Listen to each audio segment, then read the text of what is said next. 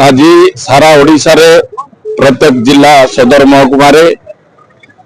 माननीय पूर्वतन मुख्यमंत्री तथा विरोधी नेता आमर विजु जनता दल राज्य सभापति श्रीजुक्त नवीन पट्टनायक निर्देश क्रमे ये जो सरकार जो दिन ठारू ओडिशा रे शासन भार ग्रहण कले आज पर्यंत प्रत्येक कथार से माने कहउचंती गुटे करूचंती गुटे जे भली भाबे आज चासी मास मास काल तांकर अमल शस्य को मांडी रे पकेकी कौनसी मिल वाला भी धान उठौ नांती शेषरे इमिति नियम कले जे गुटे चासी 150 क्विंटल रो अधिक धान दे परिबो नै जने अमल करिया धान देबो कुआडे आज बाध्य होई से माने 1700-1800 टंका रे पड़ोसी राज्य आंध्र को सबु धान तांकर बिकिवा पय बाध्य होउचंती एवं आईन श्रृंखला परिस्थिति आपण मान देखुचंती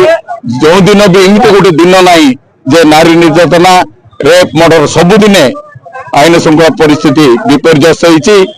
आज गाँ गहली लोक कहते जे डबल इंजिन दुईटी जाक इंजिन आंकर फेल हो जाइए आमको आगामी पंचायत निर्वाचन रे जनसाधारण उचित शिक्षा देवे जेते प्रतिश्रुति देइथिले आज सुविधा योजना ठार आरंभ करी वार्धक्य भत्ता